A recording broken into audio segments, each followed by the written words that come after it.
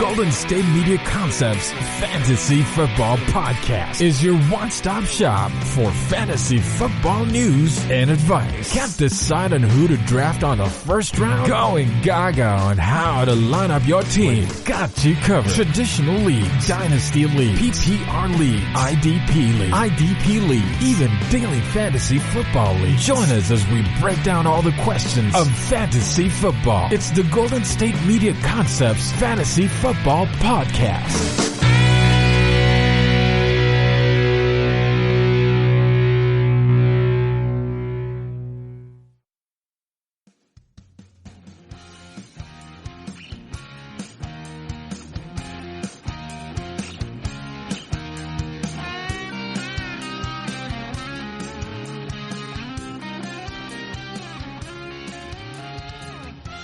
Welcome to the GSMC Fantasy Football Podcast, hosted by the GSMC Podcast Network. We have a lot of big things to talk about today. For example, we have some general news, like some Browns players loading in a lot of production, and I'm not talking about on the football field. We have some XFL stuff to get into. Are running backs still at a premium in fantasy football? Some Drew Brees news and Saints stuff.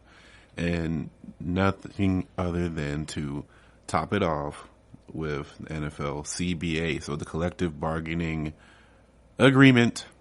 So, what does that entail? Well, in layman's terms, the collective bargaining agreement is something that the NFL and the NFL Players Association meet up every, however long the agreement is. So it's been 10 years and it's come up.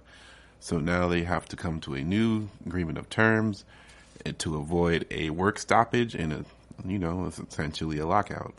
So some things that has come up in the CBA has been an increase in the schedule. That is right, Cowboys fans. 8-8 is no longer possibly. So they're looking at a 17-game schedule, which would mean they would lose a pregame or a preseason game. So it'll be reduced to 3 games. And at the earliest they could do that is 2021. And also, big news is changing the 17 playoff structure.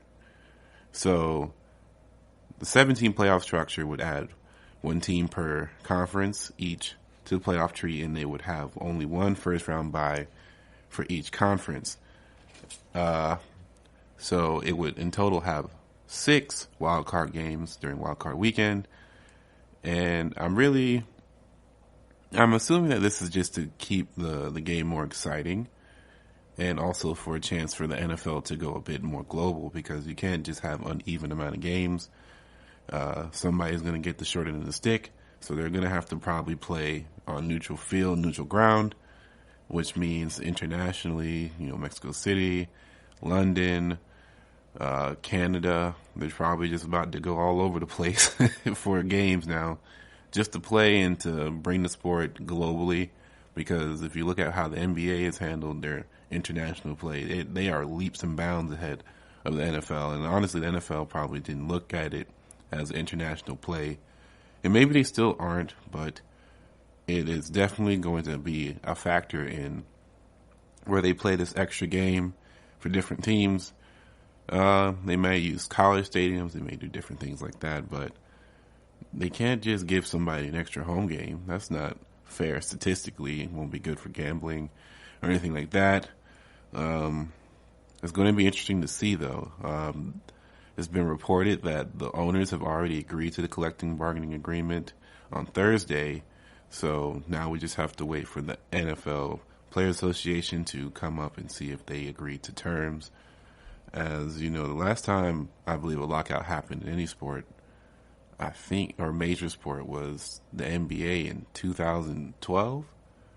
I think that was the Heat year when LeBron, D-Wade, and Chris Bosh joined up, and they had a collective bargaining agreement that turned out to not be what they wanted, so they held out until I think Christmas or something like that. It was definitely a lot going on that season, but yeah, man, I don't think it will hold out though. I think they'll come to terms pretty well, and it'll definitely be interesting to see how this handles for fantasy football, because that's just one more week for us to play and to battle out and do, drafts and all that. So this affects a lot of stuff. So for drafting and for prepping for your league, and especially if you do dynasty and stuff like that, it's just one more week to add to your schedule. And, it does affect sometimes, small things affect the big picture more times than big things. So that is just something that we're just going to have to wait and see. Like, I'm really interested to see exactly if if the players all come together and say, this is what we want, how this will affect the longevity of the league, Not to say that XFL is putting any pressure on them. It doesn't seem that to be the case. We'll talk about it a little bit later. But it does not seem like the NFL is looking at this as a cash grab or like a short increase in revenue, but more so maybe they're looking at the long-term success of the league and trying to build things and keep things exciting and fresh. Who knows? Because, baseball is having their biggest story in the last, 10 years. So maybe they don't want to be stuck like the once America's pastime. Now they are not. So now it's turned to Sunday night, Monday night, Thursday night football. And then when it's not going Monday, Thursday, or Sunday, it's Saturday for college football. It's just it's the biggest sport in the nation. It captures revenue not even close to any other sport. And, they have to be careful with it. Sometimes if it ain't broke, you don't fix it. But it doesn't mean you can't make it more efficient, right? People have been complaining about preseason games for years. They say, the stars don't play in preseason games anyway. It's too many. People just want the league to start right away. Preseason is just for people to look at who's the future or who can be good for them later on, for depth, for getting game plans down, but it doesn't really help people in the long run because the starters don't really play. And if they don't play, people get upset. They're saying, they make all this money. And, if you're still paying to go watch preseason football, either one, you're a football addict, like most of us are, or you came to watch the wrong thing. Because if you're saying, my kid's mad because, Matt Ryan didn't play in the preseason game, well, it's a preseason game. This is expected to be the case for most of the time. And that's just how it's been for the past, 10, 15 years. And it's only going to get like that more and more as players are starting to want to preserve their body because they're starting to figure out that, this is a tough sport. It takes a lot of mental and physical fortitude to be able to play constantly and having to beat up your body for 20 weeks, not even, because you still have training camps and mini camps. So you're tearing up your body for 20 weeks. Now they're saying they want to expand it. And not to mention that a lot of these good guys end up going deep into the playoffs, so then they have more games to play, more things to do. So when you think about it, well, yeah, maybe Tom Brady and Drew Brees, maybe they don't want to actually, play in the preseason and turn on the father time clock a little bit faster than it needs to be. Maybe they should take some rest, give Taysom some reps, or maybe give, I think it's, who was the Texans quarterback back in the day? Well, not back in the day. He's not that old. But he used to play for the Texans. Not Yates. It forgets. He'll come back to me later on. Regardless, whoever the Atlanta Falcons backup is, off the top of my head, I can't think of it. But yeah, give him some reps. Why not?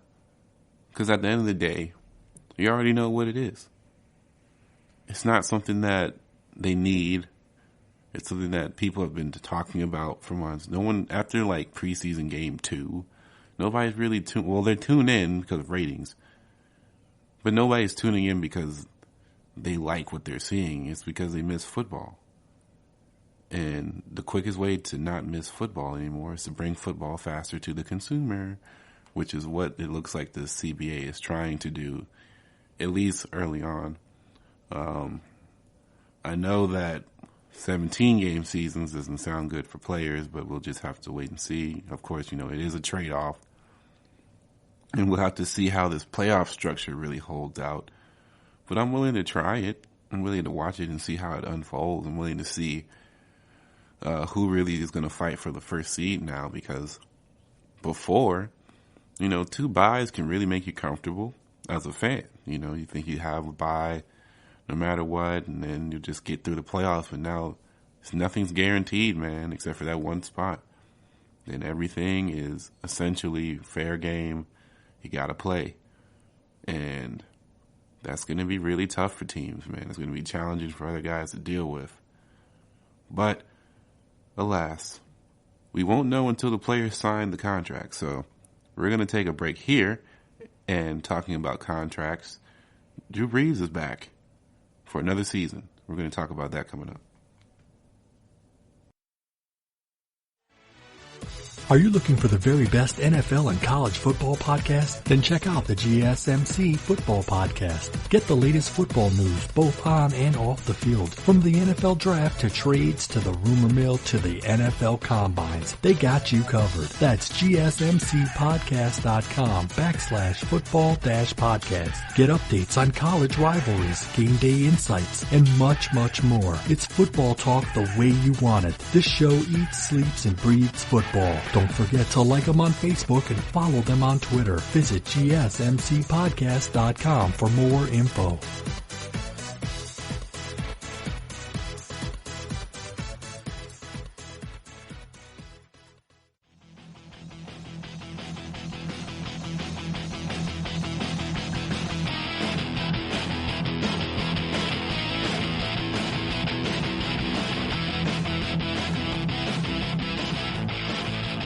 Drew Brees is back.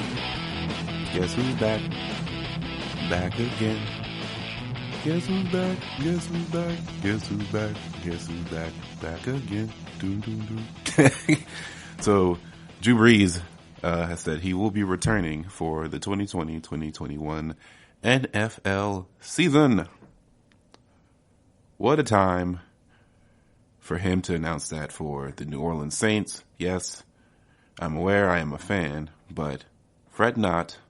This is mostly for fantasy purposes only, for the most part. So, Drew Brees coming back and announcing it this early is essential for the Saints right now, and for fantasy owners looking in to get into those sweet Michael Thomas deals, into the Alvin Kamara redemption tour, to the Jared Cook potential third option explosion, or even second option, you may argue, and whatever future draft pick that they choose in the first round that undoubtedly I believe will be an offensive player if they play their cards right, maybe in the wide receiver category. So, doing this has given the Saints about as much financial flexibility as they possibly can have and how to restructure their team going forward for next season. If he could have rode this out, him as in Drew Brees could have rode this out, rode the whole, Taysom's here to take over. Can Taysom handle it? Taysom is the next, Lamar, which is false.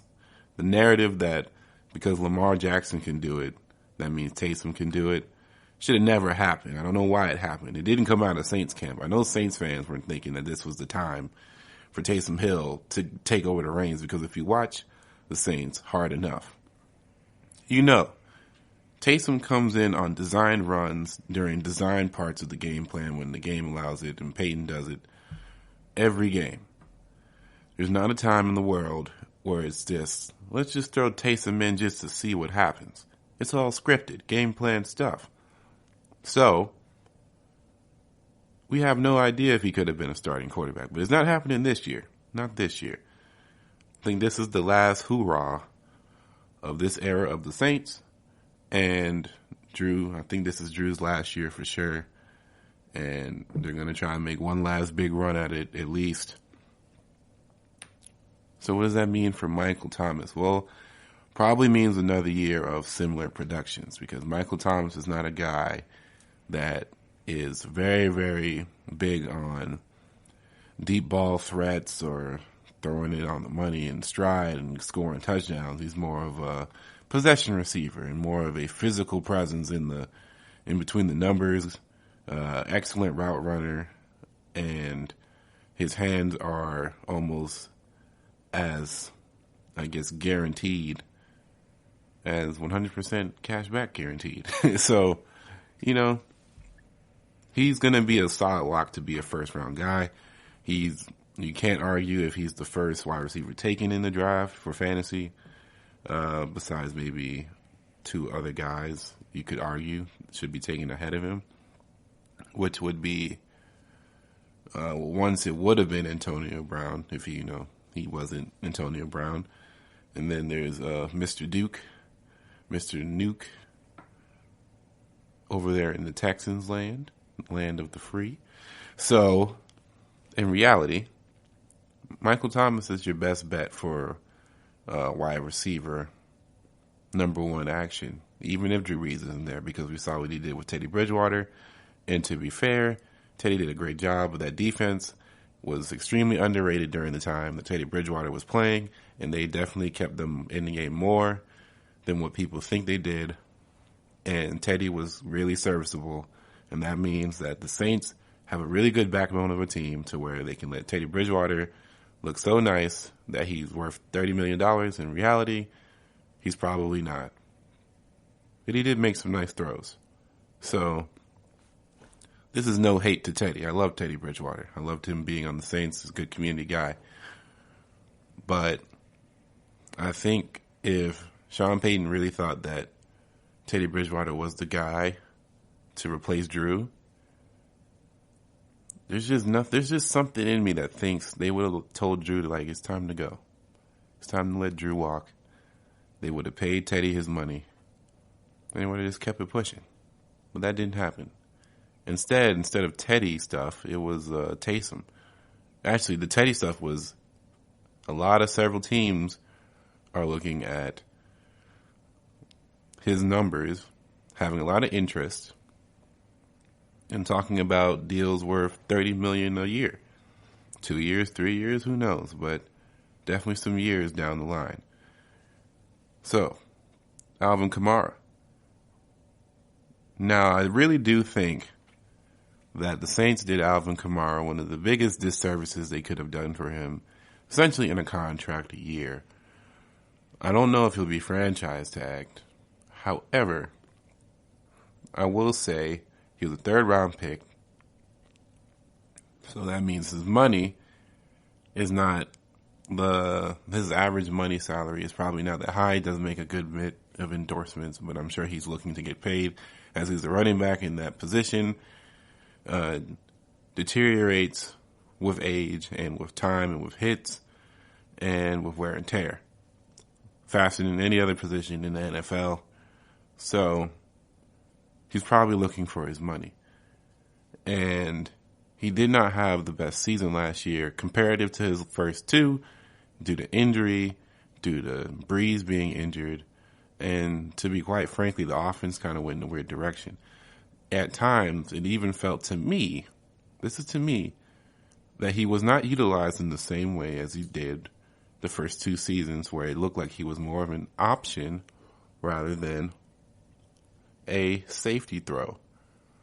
He turned into, I like to call them flat route Frankies. So he turned into a flat route Frankie rather than, turn up field and make a play like he was beforehand. And as you can see from past few seasons, Mark Ingram and Alvin Kamara were like two peas in a pod, and they just worked because Mark Ingram was not just a bigger back who could take the punishment and give it out and dish it out and pick up yards, but he also was really shifty for his size, and he was faster than what people thought, and he was just a good all-around back who had trouble staying on the field earlier on in his career due to injury problems. With Kamara on his side, it was like Swiss Army knife. Pick your poison, because they both would beat you in the passing game, so you never knew what was coming from the Saints offense. Fast forward to last year, where they pick up a guy who's kind of bounced around a few teams, but he still can do some service, do some damage. But at the end of the day, it will never be the same as throwing it to Mark Ingram as it is, or throwing as in pitching it, because they ran a lot of pitch plays in the last 2 years before this last season.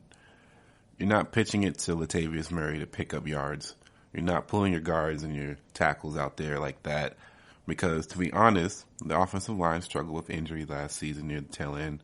And even then, so they weren't healthy to start off with. So they had to change the game plan. And Drew Brees is not getting any younger. And his arm isn't as strong as it was even a year ago. So they had to figure something out. And they kind of tried to make him more of a traditional running back rather than the Swiss Army knife of tools that they tried to use.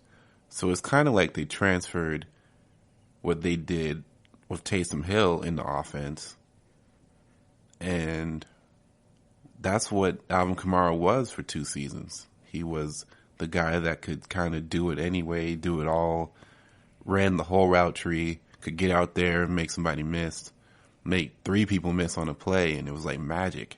People would bounce off him. You couldn't tackle him. And then it just kind of poof went away for a season, I suppose. But I think they'll come back. He'll come back to his full strength.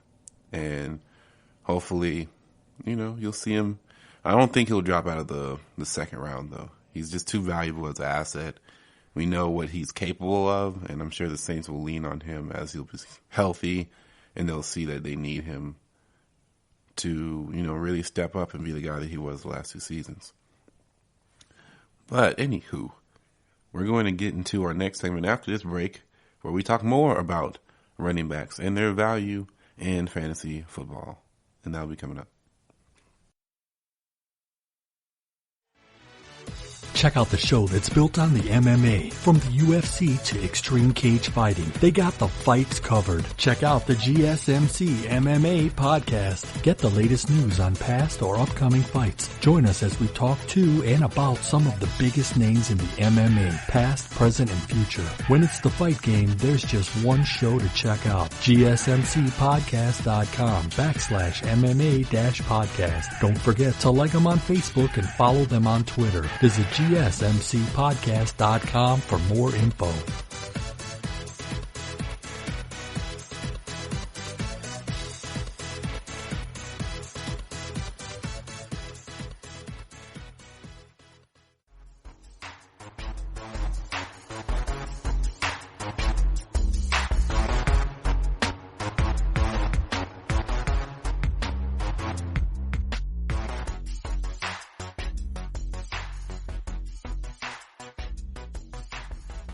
All right, so look, I don't have all the numbers right in front of me right now, but I just got to thinking today about running backs because honestly, they're my favorite position in football to watch. I love running backs. I have 2 running back jerseys that I own, both from the Saints because I'm a Saints fan, but I have a Reggie Bush jersey from way back before they won the Super Bowl, and then I also have an Alvin Kamara jersey, the Color Rush to be exact. It's my favorite thing I probably own in this house.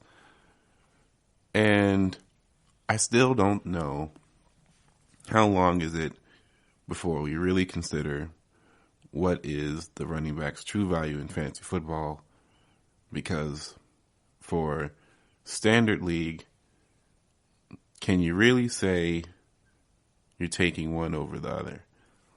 I guess it really depends on, and by one or the other, I'm talking about running backs and wide receivers. So I guess my thesis here and overall arching question, hypothesis, if you will, because it's not a thesis statement.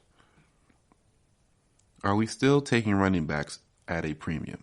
Are we still taking them in the first 6 picks of the draft? I don't know.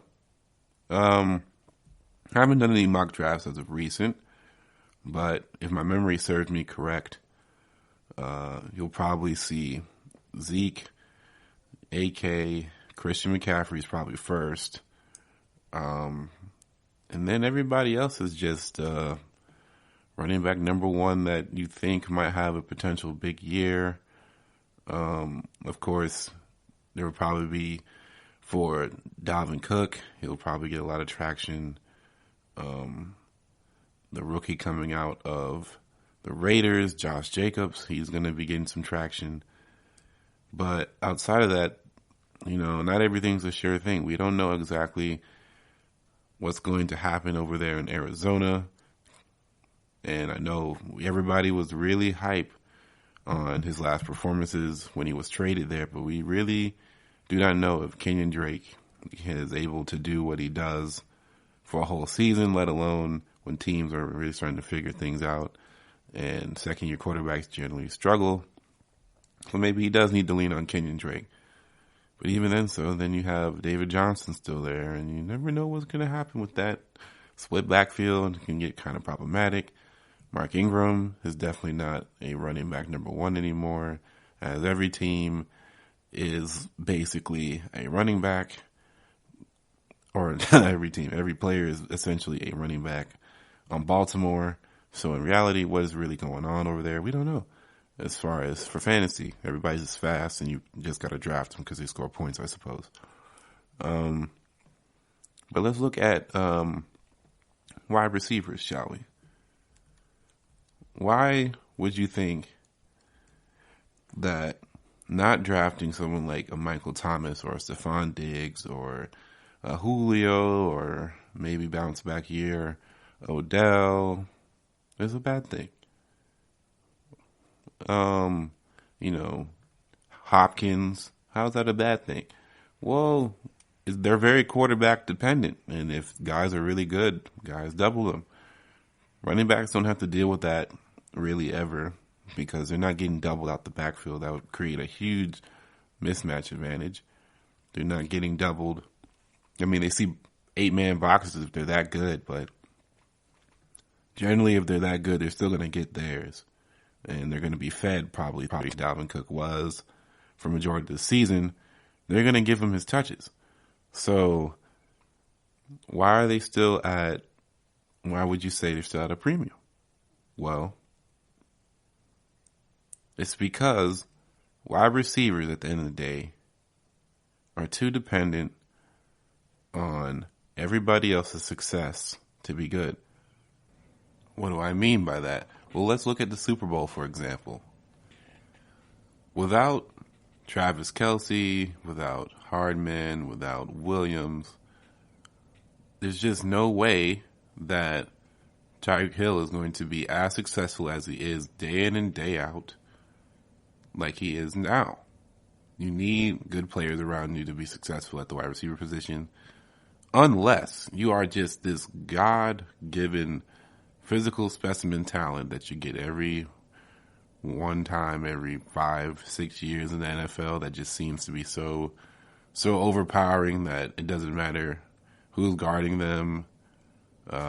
They can catch it. And I'm not talking about like someone like Michael Thomas, because although I'm a humongous fan, he is not in that class just because in reality they do have the Saints run a lot of plays, and they script plays and design plays in a way that forces people to cover different people all the time. And they share the ball a lot, even though it doesn't seem like it as much as they used to. They still have to pay attention to other people on the Saints offense. Besides Michael Thomas, and you could say even DeAndre Hopkins might have this syndrome, but when Will Fuller's out there, DeAndre has a much better day than without, and the offense works better with Will Fuller in than it does without. And in the end of the day, who would you rather have? Would you rather have Nick Chubb in a struggling offense, or would you rather have Odell Beckham in a struggling offense, or would you rather have, Saquon Barkley in a struggling offense, or would you rather have, Larry Fitzgerald in a struggling offense? That's kind of a weak example, but I'm getting there. Wide receivers with good talent have to have a lot of pairing to make things work. Running backs with good talent make things work themselves. They figure it out, so to speak, or they get the play time. They work hard and They build themselves up. That's why you always see these running backs. When one goes down, one comes out and becomes a workhorse for somebody else's team. And that's why the waiver wire pickups are generally running backs, unless a wide receiver goes down with injury. Running backs usually come off the waiver wire a bit faster than others do. That's just the way of the trade, man. So, I guess in conclusion, running backs are still probably going to be at a premium. However, just because running backs are at a premium doesn't mean that picking a running back one for you at the bottom tier of your draft in a 12-man league is better than taking a number one wide receiver.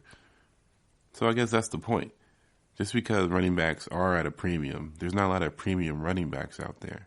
Because I can't list more than maybe 7 or 8 that should be on your radar in the first round before it's time to start looking at other positions. You're telling me that out of all things, you don't want to take George Kittle or Travis Kelce in the first round because you feel like you have to have a running back, especially in PPR, which it doesn't even matter anymore because everybody gets the points per reception. And just because they have the chance of catching out the backfield and running it for more yardage and have more scoring potential, you think that helps? Not really.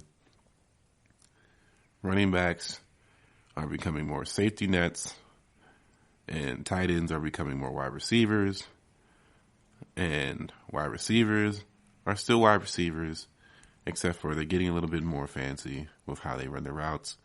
And that's just where football's going right now. It's super creative. It's very fluid. It's very fluid. The sport is forever evolving, and all these offensive geniuses are coming in and installing different packages, and you're seeing these jumbo packages and 3 tight end sets and, wide receiver trips where you only see that for the whole game, so you don't know who's getting subbed out and subbed in. Everybody's getting a little piece of the pie in different ways. So just remember, whoever's getting the bigger piece of the pie is your option to go for. Who are you taking? George Kittle or Kenyon Drake? I'm taking George Kittle. Proven. Workhorse. Good guy. I better not see anybody taking Kenyon Drake over George Kittle in the draft. That's all I know. Because they would get clowned in the message boards from me. For sure. All right. So that's that on running backs are at a premium. Because they are, but there's not that many. So coming out of this break, we're going to be talking about some general news. So Browns players getting in trouble over the border, and a really nice story about women in the NFL and moving up in the ranks. That's coming up. Check out the show built around the women of MMA. From the UFC to the extreme cage fighting, we got the fights covered. Listen. It's the Golden State Media Concepts Women's MMA Podcast. The latest news of upcoming fights, discussions of previous matches. Join us as we talk to and about the biggest names in women's mixed martial arts, past, present, and future. When it's the women's fight game, you know where to listen to. The Golden State Media Concepts Women's MMA Podcast.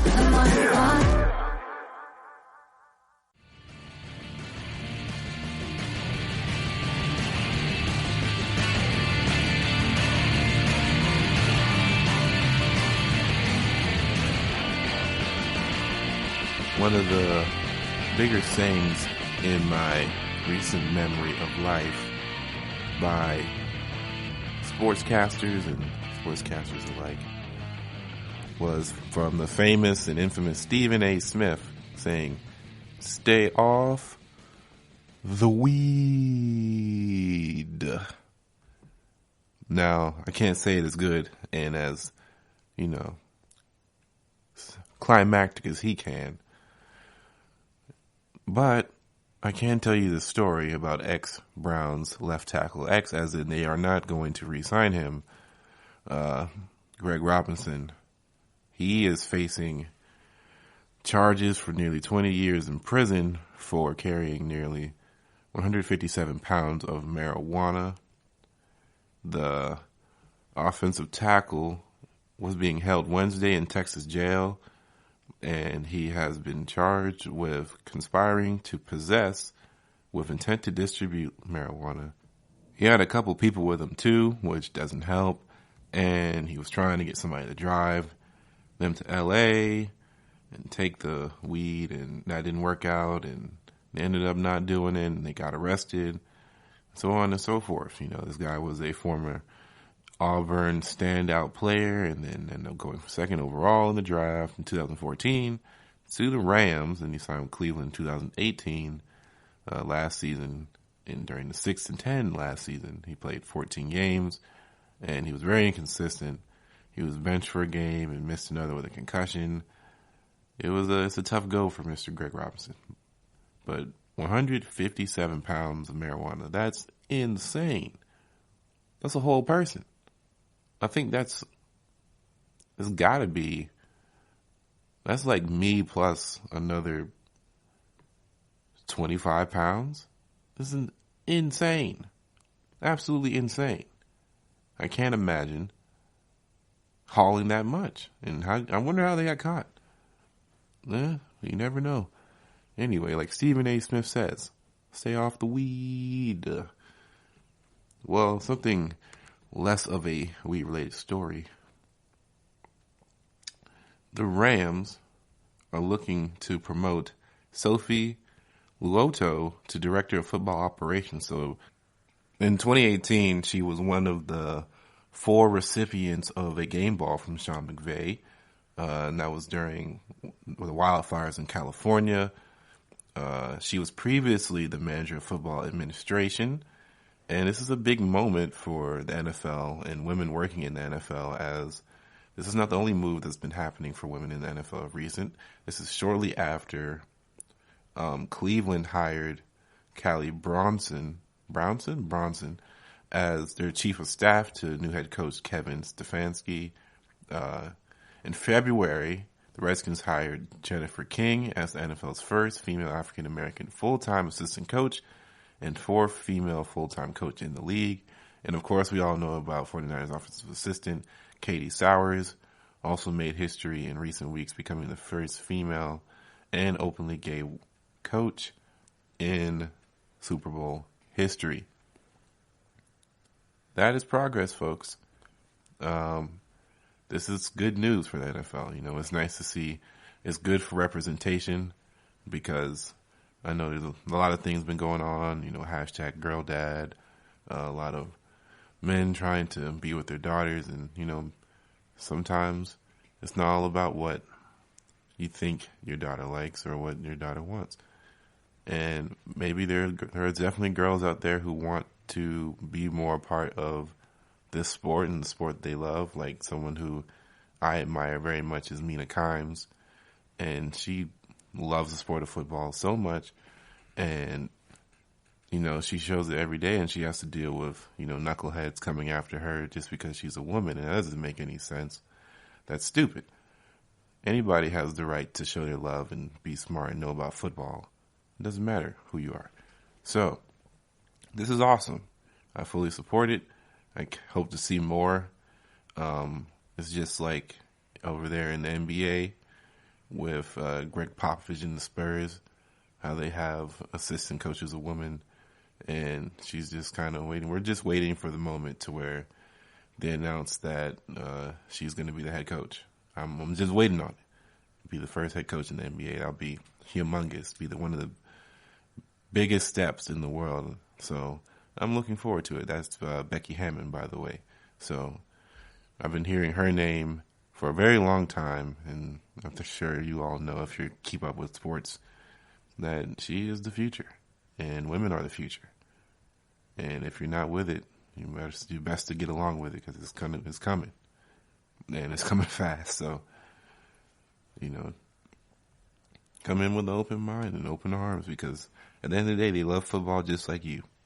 All right, so I want to end this segment off by talking about Joey B, Joe Burrow, the big baller himself, out of LSU, soon to be NFL draft pick, maybe a Carolina Panther, maybe the wrong cat is going to be his team of selection. Then maybe the Bengal, the one that got away. So there's a little bit of buzz that he could be a Carolina Panther, considering the fact that Joe Brady is now the head coach of the Carolina Panthers, who he played under at LSU. He knows him, knows his mechanics, knows how he plays, can run an offense designed by him, and they do have the 7th overall pick and other draft capital. But is it enough? Well, I think it might be enough to get him, but is it worth to get him? I'm not too sure. At the end of the day, is this the draft you want to send the house for a quarterback when you don't even know what you're going to do with Cam Newton yet? You still have free agency to go through. Your offensive line is a mess. And at this point, it's just become Christian McCaffrey are us, and this is what we do. Getting someone like Joe Burrow would be awesome for anybody. People would be thrilled. Fans would come through. Jersey sales would be through the roof. But at the end of the day, that will not fix the structural problems that come with no O-line. Basically, you'd be creating a new Cleveland without the wide receiver talent, and you would just have Joe Burrow running for his life, throwing to Christian McCaffrey in the flat routes like you do with Cam Newton, like you did with all the other quarterbacks that you had, and it's not going to be pretty. So I'd hope that this is just a rumor just because it's Joe Brady and the LSU connection, but I wouldn't put it past the NFL to throw a fast one at us, to throw a smoke screen, throw a flare out there in the distance to get us thinking that we can already have an early reunion in the making. But I just don't see it happening, really. I think that boy is going to Cincinnati. He's going back home to Ohio, and it's going to be a heartwarming story. And, Cincinnati is going to have their struggles because they are not a complete team with Joe Burrow at all, and they have some holes to fix. But, their biggest hole is probably the quarterback. And they're going to try and get something out of Andy Dalton, something out of A.J. Green. Well, I don't think they can out of A.J. Green. He's a free agent, so they scooped the pooch out of that one. But, they're going to try their best to get assets and try to make their quarterback feel like they can stay relevant with him or with, build up draft capital and get him some help.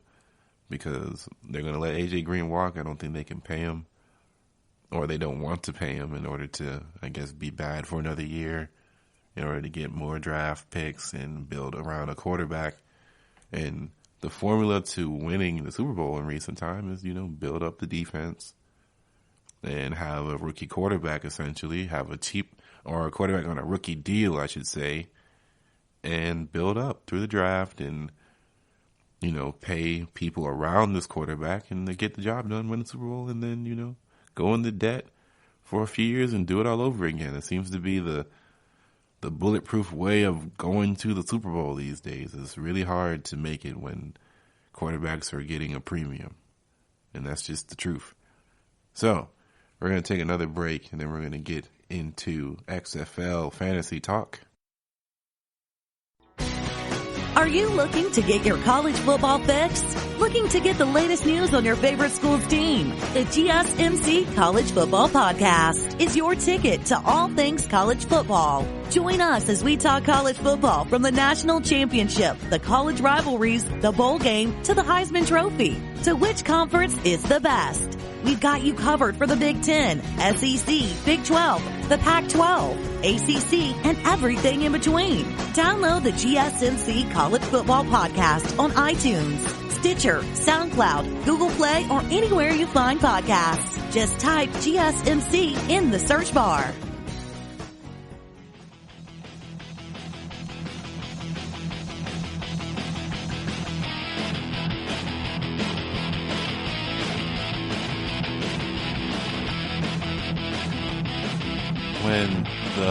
first week of the XFL came out, it was like when you find that one girl that's really exciting and you go on a date with her and you think she's funny, she makes you laugh, and it's exciting.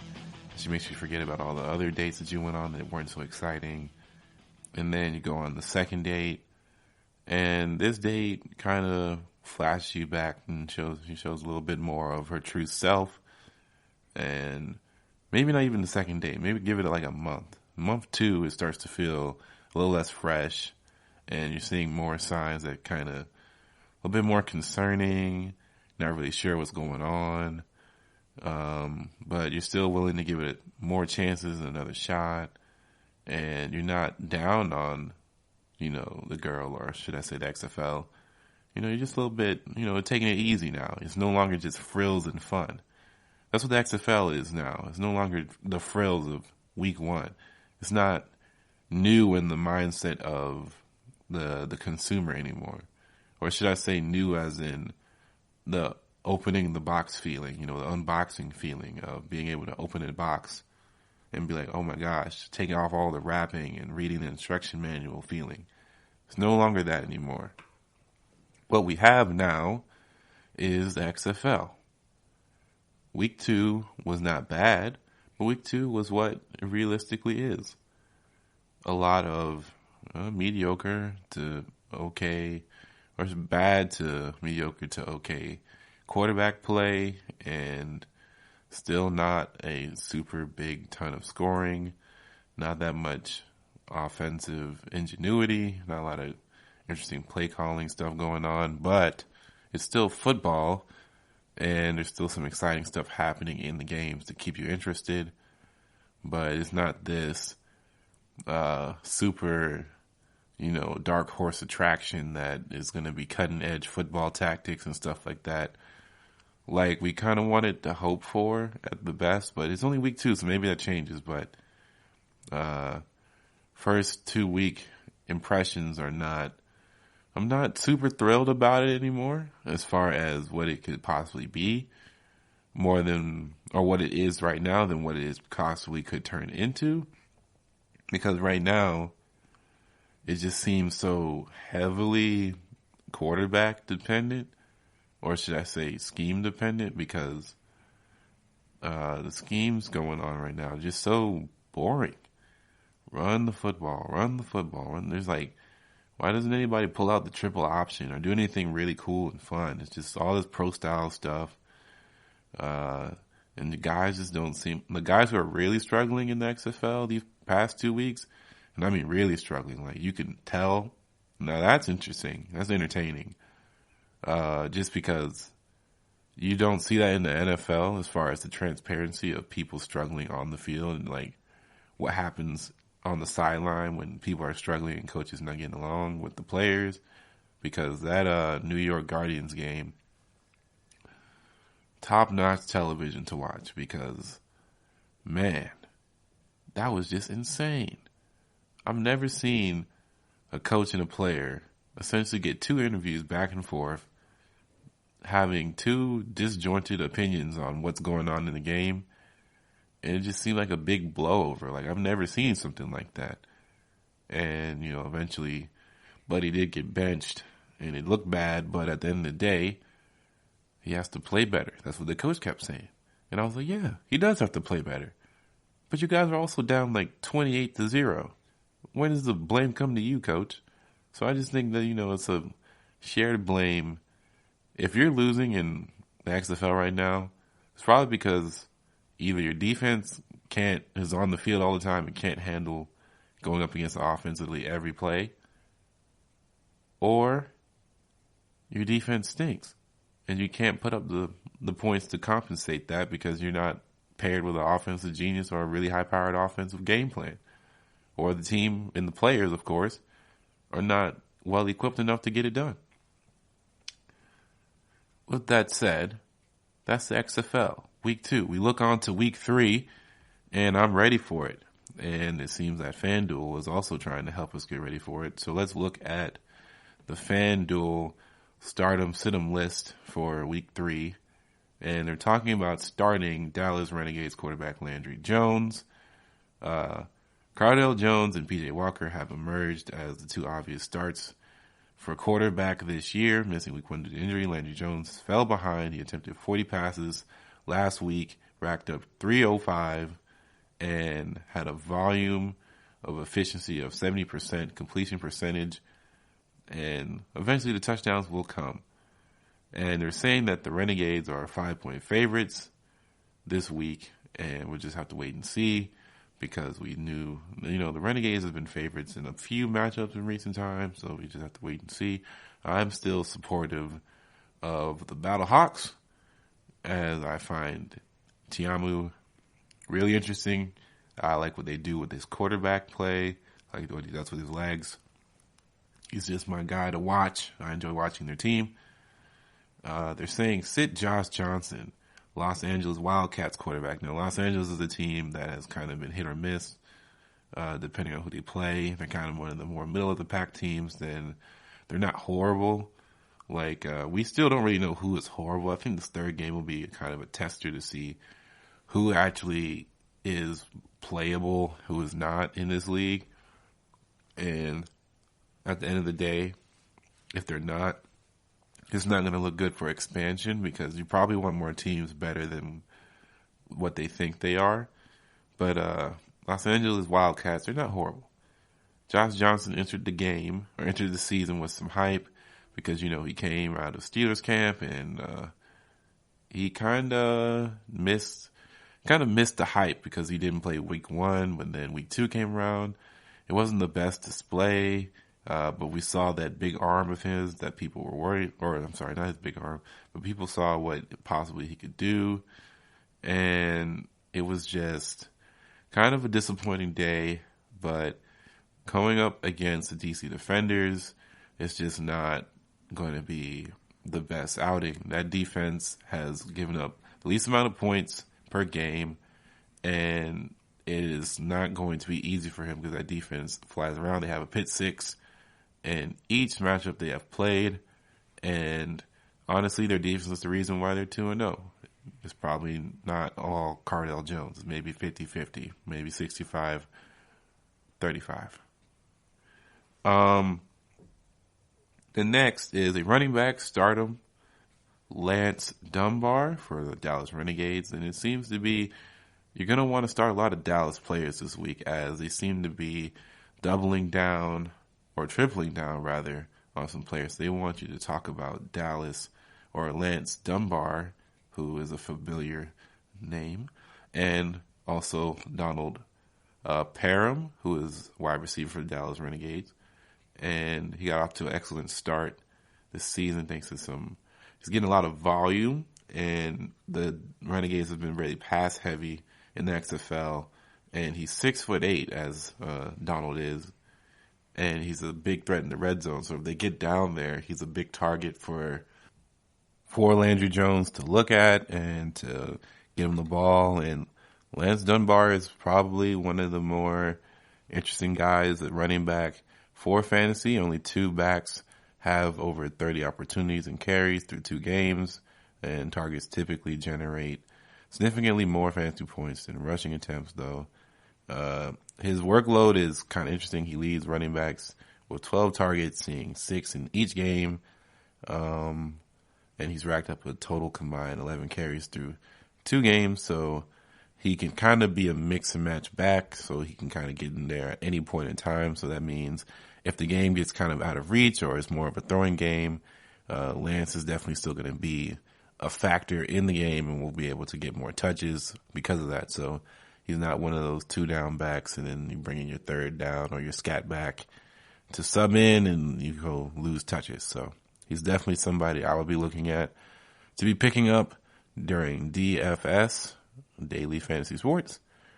And that is it. Or one more thing, they say Sammy Coates is a no-go, as he just does not receive targets. The Houston Roughnecks have one of the best passing attacks in the XFL, but he has not seen the targets that you would hope for. 1 reception, 4 targets, just 8 yards. It's been a tough 2 games, but you never really know what can happen. Maybe they'll build some trust, him and Walker, and we'll see what happens. But for right now, I would not suggest starting him. So that is it for XFL fantasy news, and we're going to take our last break before we get into our last segment of the day. This is your ultimate stop for everything sports. The Golden State Media Concepts Sports Podcast. Should I say more? From the NFL, MLB, the NBA to MMA, it's all in here. The Golden State Media Concepts Sports Podcast. Listen now.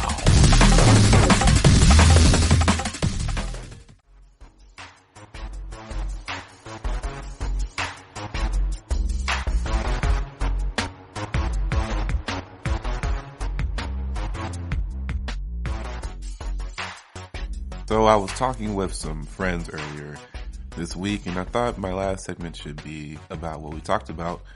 And it was an interesting thought experiment about how much can one man really change the culture of a team / a locker room, wherever you want to look at it. Because, you know, you hear guys about like locker room guys and guys who can really get people to buy in to stuff. But I want to know just how extreme can you make it and how believable can you make it seem to be? So I was looking at it from this perspective because we were talking about Detroit sports. So if I were to look it up right now, as I type in Detroit sports records for the 2019 season, I have to look at this is probably the saddest thing I've seen in a long time. It says 4 professional Detroit sports teams break all-time record in 2019.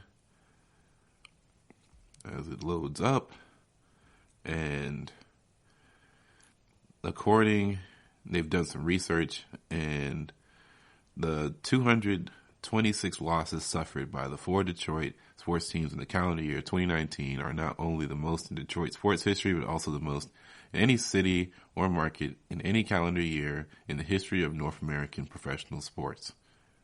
End quote. That is insane amount of losing. So, I wouldn't say that the Detroit Lions are the most incompetent, front office in sports or in football, so we'll keep it football related. However, I'm trying to think who is. So, let's say since Tom Brady is a free agent, right? Tom Brady is the model of the Patriots way. He is the guy that everybody thinks about when you think about the Patriots, besides Bill Belichick, right? So, look at it from this perspective. He doesn't sign back with the Patriots, but he brings everything about the Patriots way with him and his determination to win and get it right. And he goes to a franchise that constantly does not get it right and gets it wrong. So, let's say, I guess maybe let's go Detroit for first. We can bounce them around a few teams. Detroit. Do you really think Tom Brady is going to change the way Detroit, I guess, is ran? Just him alone? Just the namesake of Tom Brady? Like, I've heard of things like, for instance, in basketball, a recent trade just happened where D'Angelo Russell was essentially traded for Andrew Wiggins. And now Andrew Wiggins is now on the Golden State Warriors. And Andrew Wiggins is known for being a very, very talented prospect coming out of college who was supposed to be this defensive savant, or formed into one because of his intangibles and his speed and his athleticism.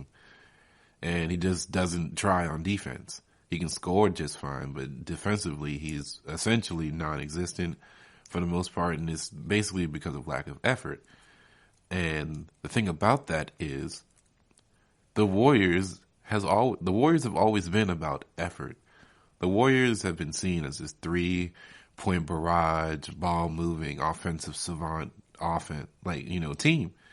And what people forget is they had one of the best defenses in the last 4 years seen in NBA history. Like, their point differential was ridiculous.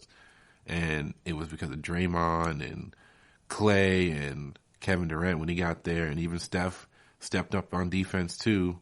And they put an Andre Iguodala and a lot of guys that tried and really gave a sense, you know. I can't say the real word I want to say, but you know, they gave, you know, they cared about the game.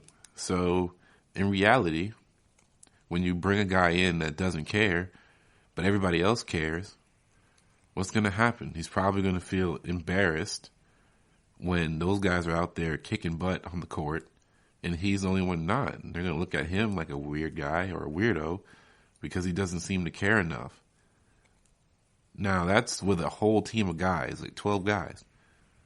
I don't know how one man is going to convince an organization and a team fueled by essentially guys who are not, maybe they're not comfortable losing. They don't like it, but it's definitely it's bred losing, the losing mentality, the nature in a locker room. I don't know if somebody like Tom Brady, just because he, I guess, exudes winning mentality, he's going to fix that.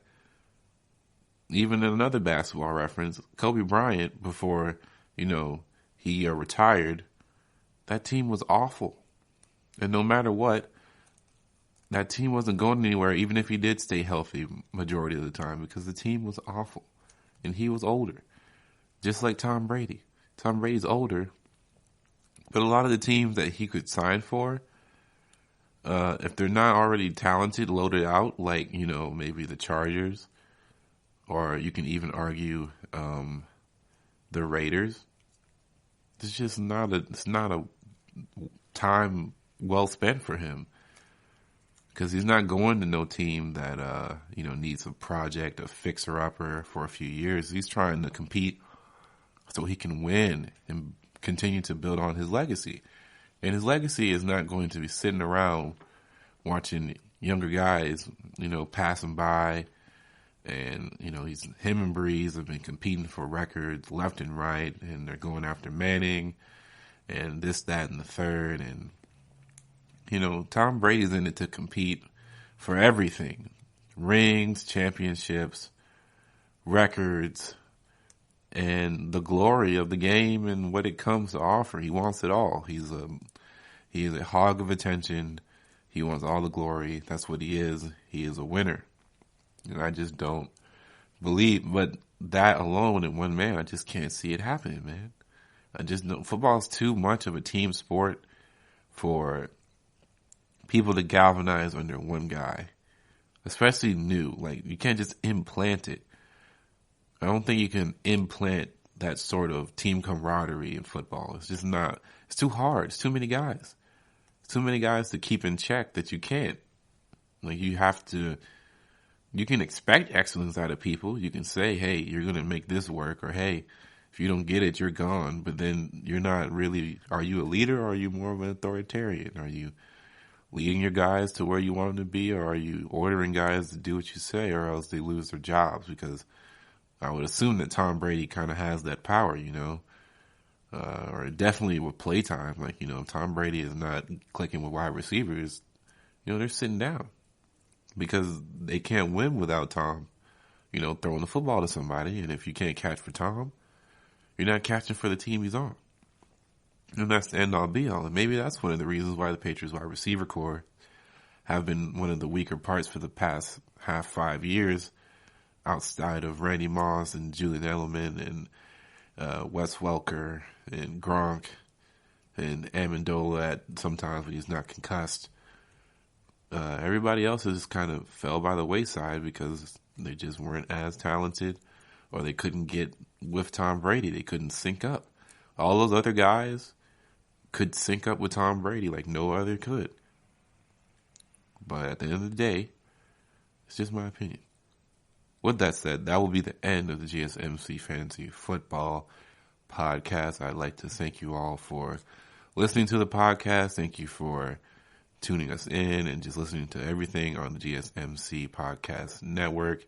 Please do not forget to rate and review us on all our platforms that you choose to listen to us. That's our iTunes, our Spotify, Stitcher, wherever you listen to your podcast content on.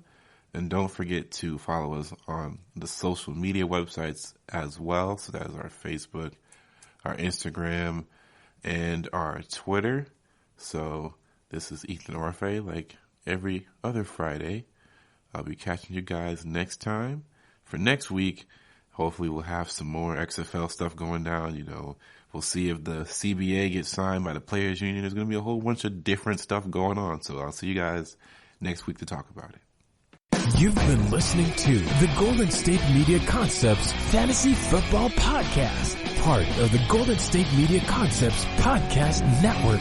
You can find this show and others like it at www.gsmcpodcast.com. Download our podcast on iTunes, Stitcher, SoundCloud, and Google Play. Just type in GSMC to find all the shows from the Golden State Media Concepts Podcast Network. From movies to music, from sports to entertainment, and even weird news. You can also follow us on Twitter and on Facebook. Thank you, and we hope you have enjoyed today's program.